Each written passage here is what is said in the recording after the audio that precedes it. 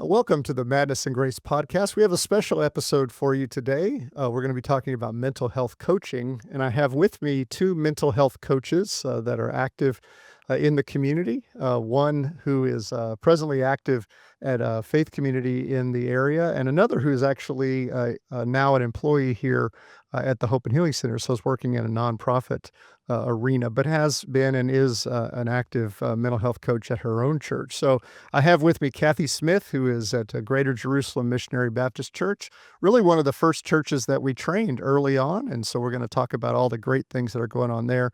And Tanya Melendez, who is now our community education manager, and she is involved in actually pushing the training out into the community. But she's also been an active mental health coach at the Met Church before she came to be with us here at the Hope and Healing Center. And one of the reasons that I have both of them here today is that in studies that we've done with mental health coaches that have received training, those are the two most common places that they are providing their care are in faith communities within the community or at faith-based nonprofits. So I wanted to get both of those perspectives. For those of you who don't really know what a mental health coach is, a mental health coach is a layman who's been trained to work with individuals who are struggling with mental health problems. It's really more than a lay counselor because they've been trained to be able to provide support and assistance to people who have more serious mental health problems than you might normally find in a lay counseling ministry. But what's interesting is that people who approach clergy for assistance related to mental health problems have the same level of mental health illness that you would find from people who go to psychiatrists. So I think it's a really oft overlooked area within ministry and really certainly is an increasing time. So I thought what I'd do is I would introduce our guests and let them just tell us a little bit about themselves. So maybe start with you, Kathy. I know you are at Greater Jerusalem Missionary Baptist, but just tell us a little bit about yourself and what you do there in relationship to the mental health ministry. Okay, how y'all doing? My name is Kathy Smith, and I'm part of the Greater Jerusalem Missionary Church under the pastor and leader, Joe Fred Russell. Me and Pastor went through the training together, which was very exciting. And we took the information and we took it back to the community. We took it back to the churches. We reached out to the community. We know that there was a need because sometimes we would have people come in the congregation that people really didn't understand exactly what was going on with them, but then once we went through the training, we was able to identify some of those issues or what was going on, and basically how to de-escalate the situation. Because one thing that I did observe is that when people come through and they have a mental challenge, sometimes we don't understand and we go to people, but we go to them in the wrong way. And some things that we can say or do is like a trigger for people. But until you being taught the triggers, the do's, the don'ts, then you know how to handle the situation. So it was very helpful. There's been time where a couple of peoples I have talked to. We went to the radio station. We put it on the radio station. We got a lot of feedback. We got a lot of people that came and joined the class. The class is offered once a week on Tuesdays from 6 and 7:15. And we had peoples came from Clear Lake. We had churches reaching out to our church from Clear Lake, wanted to be trained or wanted to just come in one of the sessions and sit in just to see exactly what it was and was it something that they wanted to bring to their churches. So it's a good tool to have in the church, Mr. Matt, because mental illness been around for a long time, but if you don't understand it and you're not equipped to handle it, you can make it worse than what it really is, Well, you that's a know? good point. It's a very Yeah, good point. yeah. What about you, Tanya? What was it like for you as a mental health coach? So my journey was a little different. I graduated with my master's in nonprofit management in the middle of the pandemic. So I graduated August 2020. And I think a part of me is a glutton for punishment, and I didn't have anything really to do. So I was reaching out to the church and just seeing how I could get more connected, more involved. I was already serving as a small group leader for a women's group. And one of the pastors reached out to me and said, I didn't know you have a master's in nonprofit management. And so he talked to me about wanting to further our cares ministry and bring in this mental health coaching aspect to it. So he provided me with a link to check out, and down I went. I took the training, and I have a bachelor's in psychology, and I was like, okay, this is kind of, I know where we're going with some of this. So it was great. Um, and the church was really, we were in the baby, infancy stage of that. So I was involved in some of the intro meetings that were going on. Like, this is what we're thinking. This is where we want to go. What is your feedback? What's your opinion? And so those that were interested, they kind of came through with that. Obviously, the church leadership had already set some of the framework in place. So we were just going to slide into a slot that was already designated for us. And God does the rest. He just really provides the people. He, Mhm. brings in the connections. So as everything just kind of evolved, um, everything just kind of really fell into place. I do have to say that I feel like my church was very instrumental in and very intentional in how they presented it to the church. Mhm. And they talked mental health from, the pulpit, and they had sermons on it. Pastors were like, "Hey, I see a therapist or a counselor," just made it very relational. Like, I'm no different from you. And then there was a time where we kind of have prayer throughout. They had this a couple weeks where we did prayer. And as we walked around different stations, you would pray for different ministries. And one of them, they had all of the mental health coaches listed out, and it was outward focus facing the street. And it was just like, this station is here because we want to serve our community. Mhm. So please keep us covered in prayer while we focus on serving the community. Right. So that's just been my experience with it. All right. Yeah, and I would say that I know that both of these women are involved in churches that are very community oriented, and the mental health ministries at those churches are very focused outward towards the community. So, going back over to you, Kathy, one of the things I think people might find interesting is if you could kind of tell us a little bit about Greater Jerusalem. What's the church like? What's the community like that you serve? And then what are the kind of issues that are people are bringing to you as a mental health coach that they're asking you to help them with? Okay. Well, Greater Jerusalem is a church that's on the northeast side of Houston. We just celebrated our 50th year anniversary. So the church always main goal is the community. And so for as the community, the church, we're there to serve the whole man, the whole man, the whole woman, whoever it is, we're there to serve them, not only through God's word, but we're there to help them with we have ministry feeding the hungry every third Saturday of the month. So the church is very involved in the community, and I've been at Greater Jerusalem for 39 years. So a lot of my teaching that I has gotten under Pastor Russell and other pastors is that you can take that teaching and you can apply it to any situation that you deal with because it's God's word. And so you can take from Genesis to Revelation, whatever you're dealing with, God already gave us an answer for every situation that we'll be dealing with in life. And when you think about the community, you look at the community because we serve a community that doesn't have a lot of resources. Uh, they're not well educated on a lot of things because a lot of people thought, oh, well, you know what? Coming and just talking to somebody, they thought, okay, that mean I'm crazy. That don't mean you're crazy because you're coming to see a mental health coach. But when we don't be taught, we don't know any better. So a lot of things that people would go through, they wouldn't talk to nobody about it because they don't want that label of being I'm crazy. But now that people have understood what mental health challenges is, I think is opening up a little bit more because I look at the situations that we see on TV. I see things that the law enforcement has to deal with sometime. Like 3 weeks ago, there was a grandmother that was in a crisis. She had nowhere to turn, nowhere to go. Y'all probably seen it on the news. She was ended up on 45 Mhm. with a chair in the middle of the freeway because she just couldn't handle life anymore. Right. There was no way out. What do I do when I'm overwhelmed? What do I do when I don't feel like nobody's there for me, nobody's hearing me?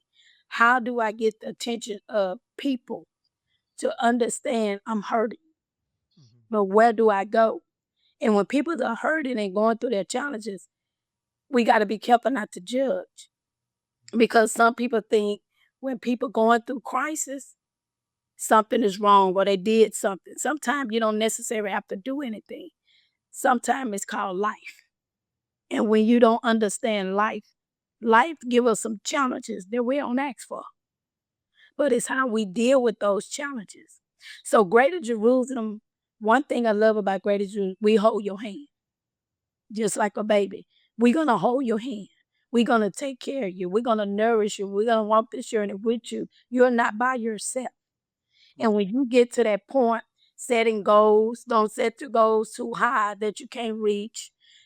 Coming in, talking to somebody every week, it makes a difference. And the thing that I got out of Mr. Matt, uh, I am a child care provider. I have my own business, so I deal with a lot of families. I come in contact with a lot of different people. I see a lot of issues. I see a lot of things. I deal with people with divorce. I deal with people with grief. I deal with people within so many areas. But with the training I got from you guys, I'm able to help my family, not only if I'm not at the church, but anywhere.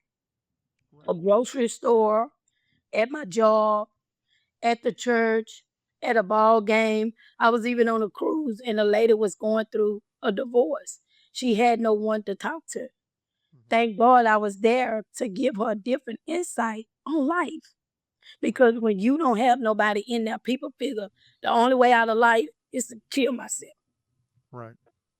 No, I For me, like what you said. I like the couple of things you said. Knowing that Greater Jerusalem has a very holistic approach to yeah, people. So, ministry is not just teaching the word, but it's helping feed people, it's helping shelter people, helping take care of the babies. I mean, it's much broader. So, it's a lot easier in an environment like that to plug something else in and say, well, this is just part of that holistic approach. Did you find that? That as you set up that mental health ministry and you became a mental health coach there, did you find that you also were given opportunities to kind of educate the congregation on what mental health issues were, and that made them more open to talking about their problems? yes, sir, Mr. Matt. That's most definitely right. Because, like I say, people think when you got a mental illness, you crazy. You're not crazy. That's what we've been taught. So we have to go in and program people to what mental illness really is, because it's not labeled like that. And when you understand it, just like when I would go and I would teach at the class, it would help me sometimes, because some days I had a rough day, but I'm going in and I'm helping other families. But in turns, I got help too, because Right. then I'm able to share my day with somebody. So it goes both ways. So you're being blessed twice. That's how I look at Absolutely. it. And then Yeah, I think that yeah. It's yeah, just like any other ministry. The that's person ministering gets just as much ministry as the person getting the ministry. that's So that's what it is to be part of the family of God. So no, that's a great point. yeah. So Tanya, what about the Met Church? Give us a little idea of what that church is like and the community that you serve, and then the types of issues that people might bring to you as a mental health coach. So we're over on the northwest side of Houston, and the Met Church has quite a legacy. It's been there for several years. I forget how many years we just celebrated recently, but I've been a part of the Met Church probably about 8 to 9 years now. And so when I first joined, they were doing a visible campaign. So kind of taking the church out of the, you know, covered windows and just kind of, we're a church on the street corner. We're a church, but we're not really visible to the community and the services that we have. And so there's been a lot of intentional effort to kind of trim back some bushes so that you can see the church. You can know that we're there. We took a building that we had and made it a community center. And now there's programs focused on low income families for Mhm. different sports throughout the year.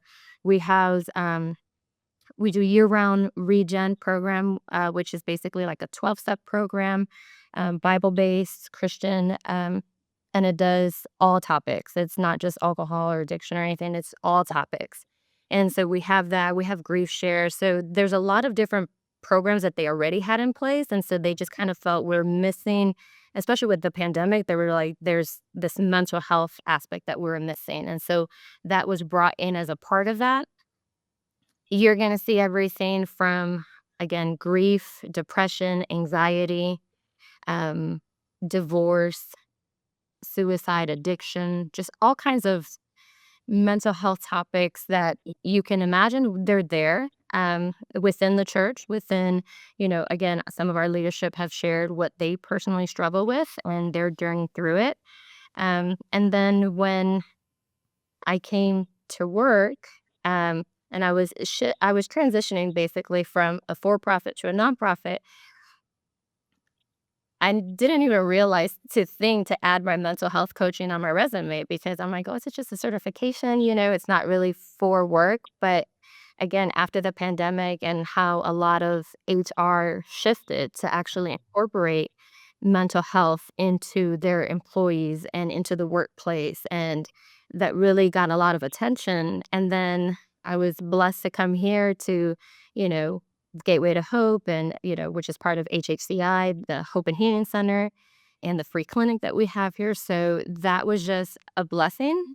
But in that interim, I had to make the decision that there was a life transition for myself going on. So that was a big step for me. So I went to my church and said, I need to take a break because I'm going through a transition myself. And so I want to make sure that I'm caring for myself properly and for my family. And then that way I can give, the best of me when I'm ready to come back. And the one thing I can say is that, our leadership has been very understanding. They're like, absolutely, take all the time you need. If there's anything that we can do to help you in the process, please come to us. And so I've been very blessed in that aspect. And, that I have the ability to still communicate and work in a field that I love. Right. Great. Well, thank you. Yeah, at the Hope and Healing Center, Tanya is a mental health coach, as well as all of the operators that work on our support line in the evenings. We offer a support line called the Hope Line, 5 to 8 p.m. every evening, 7 days a week, 365 days a year, answered in English and Spanish.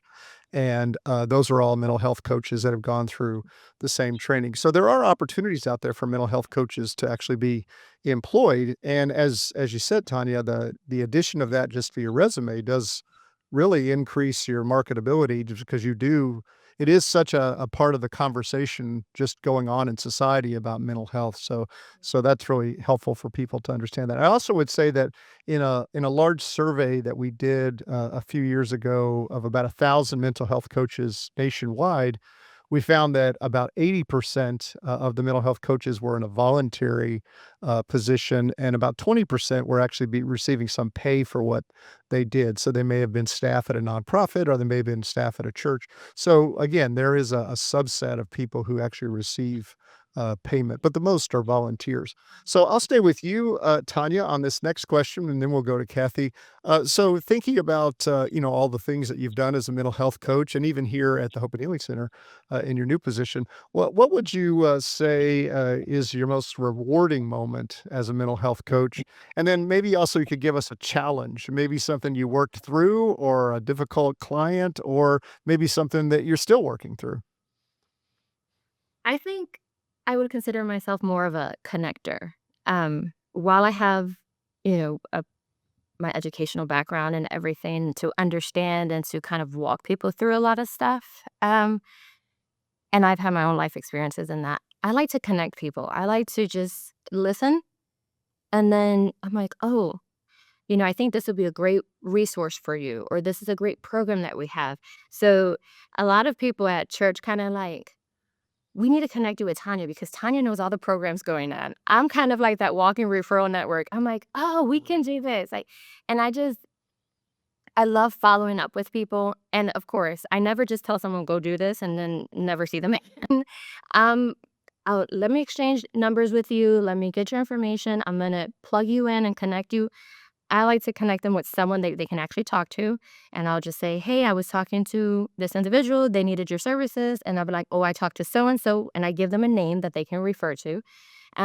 and I connect them, and then I follow up with them. And so I like to hear their journey, and I'm always going, "What's going on? You know, did you make a breakthrough with that situation?" Like, I love those things, and I'm the type of person, and they're like, "You're so bubbly," and I was like, "That gives me so much joy, just knowing what God is doing and the breakthrough that He's providing for people." And then I'm also like, "Hey, can we share that testimony?" Because that's the best part. I mean, I feel, when I read that scripture where it's like, we defeat the enemy by the word of our testimony, I'm like, well, then let's talk. Let me tell you, let me share, let me connect you with someone who can help you get that breakthrough you need. And so that's my biggest accomplishment, a rewarding part of it. On the flip side, my biggest struggle is when you have that person who just wants to latch on to you and wants to just tell you and say, I don't want to say they want to stay in that position, but they have a hard time taking that first step to accepting the help. And so it's that struggle. It's that, okay, God, give me the patience, give me the words, give me what needs to be said so that they can take that step. Kinda helping them move forward, Yeah. starting to take that step, yeah. You just want to drag them. You're just like, come on, I'm going to introduce you and you're going to do great. I think that's a challenge that even professional providers have. It's difficult to get someone to take that first step. Even when they say they need help, a lot of times it's hard. Yes. What about you, Kathy? What's been most rewarding for you and what's a challenge? My most rewarding is that, probably like a couple of years ago, it was a young lady came and she joined our church. And she had no family here or anything else and stuff. She had been trying to look for work and things like that. And she was just struggling in an area. And she would come to the mental health class and she would talk to us and share. And we would use the curriculum, and everything else and stuff and pray with her and everything. And so I think like probably 4 days later, this young lady called me, and when she called me, she was going through a crisis. So when she called me about the crisis, she was at a park, not like 5 minutes from the church. So I went and I met her at the park. We talked and everything and stuff, and like I say, this thing called life, life could be life, put it like that. And when you don't know how to navigate through life, because life is about changing. Some people don't like to change. All change is not bad change. Some change is good change. Mhm. And so she was struggling and everything and stuff. And she was like, I just want to tell you, thanks for everything. But, I just want to give up right now. And she wanted to commit suicide while I was there. And I kept talking to her and praying with her and calling on the name of Jesus and everything else and stuff. And eventually the devil let her go. And so I asked her, what else could I do for her? I said, because I'm not leaving you. I'm gonna stay right here with you. So we're gonna stay in the park tonight. And so she had a family member that was way out of town and she didn't have any money, anything. So I immediately called Pastor Russell, let him know exactly what was going on with the young lady and everything else and stuff. And so we got her a ticket, a Greyhound ticket, and a family member was willing to let her come and stay. And I think it was just life.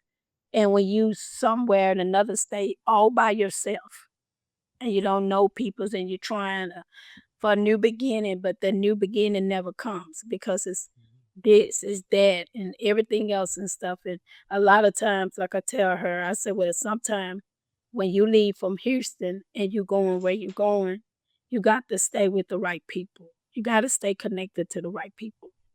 Some people you get connected with is not the right people because everybody is not trying to do the best for themselves or their situation.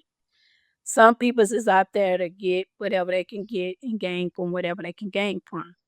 But with that being said, took her to the Greyhound bus station, everything else and stuff, made sure she had some money in her pocket to buy something to eat, everything. We prayed again and I told her, when you get there, please, whatever you do before you do anything, call me. I don't care what time of night it was or morning to let me know that you made it to your family house safe.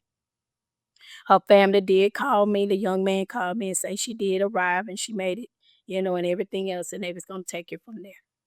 That right there was rewarding for me because God gave me that gift through the Hope and Healing Center. Mm. And then he not only gave me the gift, but he put me in a situation to use the gift. Because sometimes people just freeze up when situations happen. But I didn't freeze up. I stayed calm. I kept the situation where it needed to be. When I seen she was trying to go a little left, I stayed right there. I stayed right there. I didn't poke. I didn't go no further. I stayed right there, Mr. Matt. That is a moment I never, ever, ever forget. That was priceless for me. That's It wonderful. saved somebody that day. I really saved somebody with what you guys taught me. I was able to help somebody else. And the other one, like she said, the flip side of it is some people do get clingy to you. They don't want to deal with nobody else. They don't want to talk to Right. nobody else. Every little thing they calling you. Any little thing. Any little thing. And I just realized, some people we just gotta let them be there. Cause some people just like that. Some people feel like if they're not doing certain things, they're not needed. Some people we have needed people Mhm. in this world. We got some people, they just like that. They latch on, they just need to be connected to somebody. Right. And knowing that you need them. It could be something real simple. And eventually they gonna wing on out. But sometimes you just have to latch on, just like a baby. Sometimes we try to, okay, go ahead. You need to go ahead and start walking. But that Right. baby not gonna walk until that baby's ready. So sometimes even in these situations, they not gonna let go till they feel like they're comfortable Right. and they could do it on their own. So Yeah, that's a you good have to point you look both at it. make.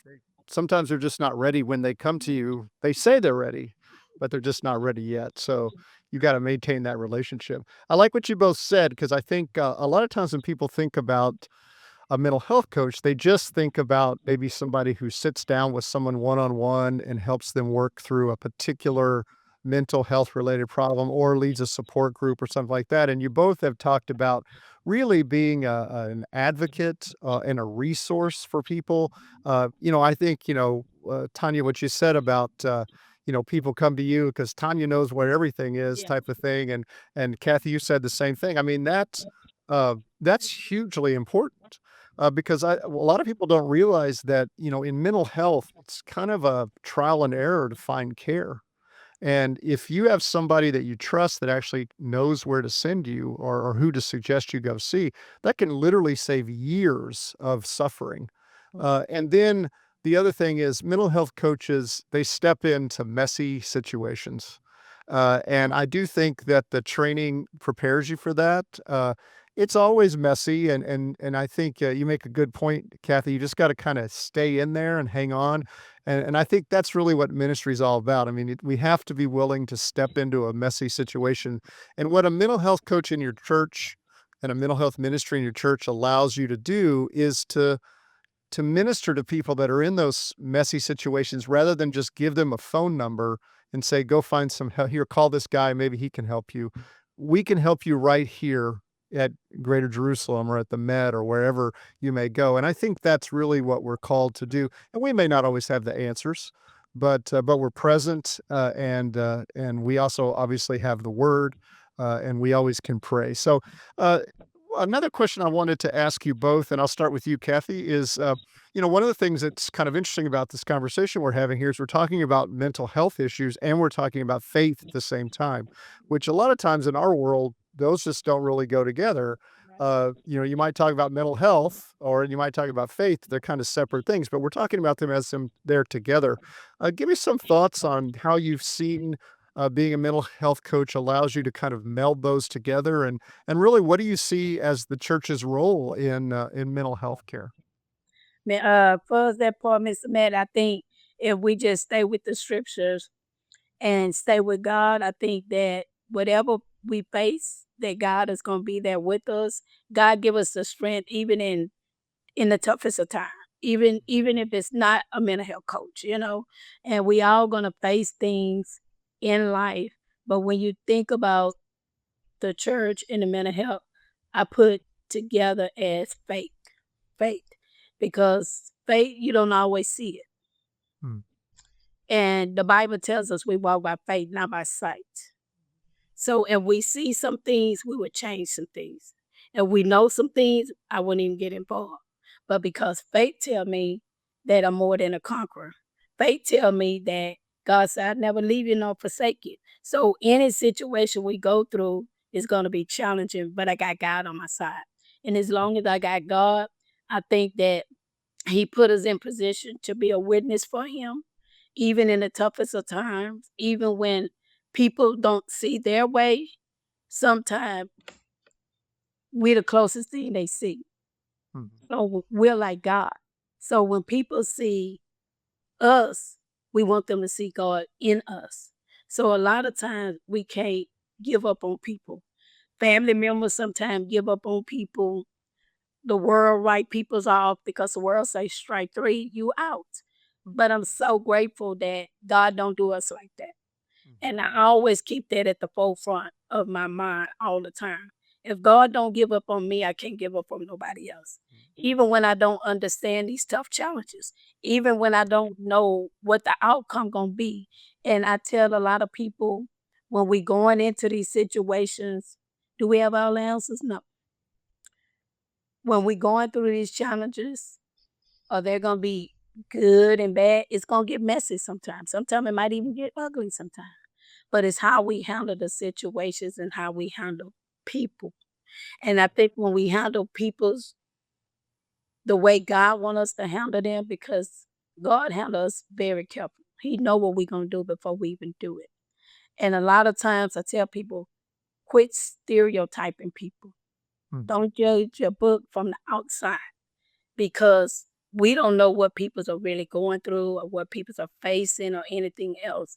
But I think if we keep God, we can win this thing with mental challenges, with mental health. I really believe in my heart because the scripture is real. And that's all we really have is the scripture, Mr. Matt. We don't have anything else. Because God gonna have to be the one change the individual. God can change me. If God healed back then, he can still heal today. Well, that's a good God point. keeps us every day in our right mind. So that's priceless right there. No, that's a good point. Christ has to be the center of what we're doing. We have to see mental health. These mental health challenges are ministry for us. That's we're ministering to these people. We may be able to help them with their symptoms. We may be able to give them a referral. We may be able to do whatever from a mental health perspective, but we have to recognize that it's ministry first and foremost and that God is with us in it. And I think you make a good point about we might not have all the answers, but we're here. Here we are. So, Tanya, what about you? How's it been with the integration of faith into that? Do you find that people are open to those discussions or not open to those discussions? Do you have particular faith-oriented questions that you get asked a lot? I think the thing I see the most is we all put on that facade, that face. Like, "Oh, we're good." You ask that question on Sunday morning, "How are you doing?" "I'm good." "Really?"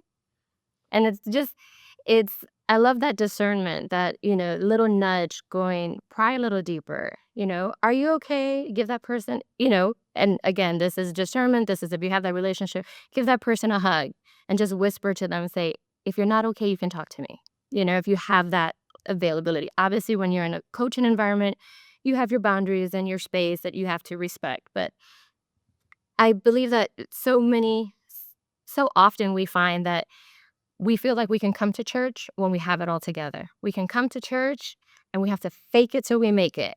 And I'm like, no, come to church just as you are. Walk through those doors of that organization or wherever you're going.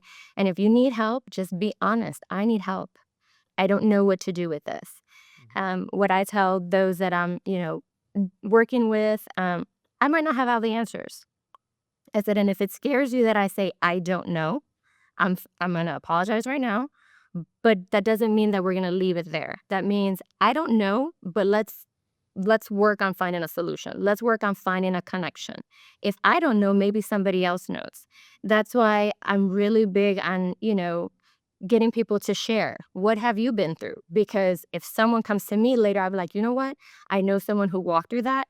Let me connect you with them. Again, there's that connection piece where I'm just like, there might be somebody who can get us to that place a little faster, like you were saying, avoiding a lot of the roadblocks and the barriers that we're going to come across. So if we share with each other what we've learned, then we can grow as the community, we can heal as a community, we can, help someone else, that's coming up as a mental health coach or that's beginning to launch your mental health ministry. I think as a society, sometimes we're more like, no, this is what we've been through and we're going to keep it secret and we're just going to keep building and we're going to be better than them. But if we're focused on helping the community, then we have to help each other launch our ministries. We have to help each other coach. We have to help each other walk through difficult challenges. And recognizing that you're not okay is okay. And not having the answers, it's okay. And I love that our training just says, it reminds us, we're not here to fix them. We're here to help. And if I get to a point where I can't be of help anymore, then I need to acknowledge that as a mental health coach, and I need to connect you with someone who can help you further, because I've now reached my limit and I'm doing you a disservice by lying to you and telling you that I can continue to help you. Well, that's great. Well, thank you guys. A couple things just to close out. Today in the United States, we have an ever increasing amount of mental health problems. So, for instance, since 2000, the suicide rate in the United States has increased more than 40%. And so 1 out of every 4 individuals struggling with a mental health problem, that's both in the church and outside the church. But sadly, a majority of people with mental health problems never receive any treatment. And so what you're hearing today, what you're seeing today with these mental health coaches is this is how you change the system. We know that people are more likely to go to clergy before they go to a mental health care provider or a physician. And that goes for anyone in the general population, not just those that are believers, not just those that belong to a church. Anyone is more likely to go first to a clergy or before a mental health care provider or a physician. So the church is the opportunity. It's the opportunity to draw people in, to provide them therapeutic support, to connect them to a healing community, and as we've said here, to share the love of Christ with them so that they might be transformed for eternity. So this is a movement that we hope to take off across the country. We are trying to transform the mental health care system, and we're really, in some sense, doing it one church at a time. The other thing I would say to finish out is if you're sitting there and you're listening, you're thinking, oh, well, this can only happen at those big, rich churches out in the suburbs, that have 200 staff and all of that.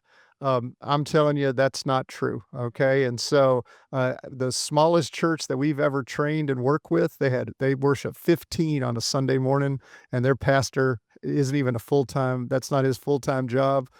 He works at a railroad yard. And then the largest one we've ever trained, they worship thousands of people on Sunday morning, and they are that giant affluent church. It doesn't matter. Both have the same problems, and both need the same assistance. They don't provide it in exactly the same way, but mental health coaching is flexible enough to meet in any of those. But I think the most important thing, and I'll finish out with this, is that they both have the same God. And this is really an opportunity to serve people in a way that I think is very relevant and very 21st century, because this is our greatest problem right now is mental health issues. And mental health is the great mission field of the 21st century. So thank you guys for being with me. And we look forward to seeing you again on the Madness and Grace podcast. Thanks for joining our conversation on this episode of the Madness and Grace podcast. If you found value in our discussion today, we'd love it if you'd subscribe wherever you listen to podcasts so you never miss an episode. And if you enjoyed what you heard, please consider leaving us a rating and review. It helps others find these important conversations. Sharing this podcast with friends and family members is also a wonderful way to extend hope to those who might be struggling with mental health concerns. We'll be back next time with another candid conversation about madness and grace. See you then.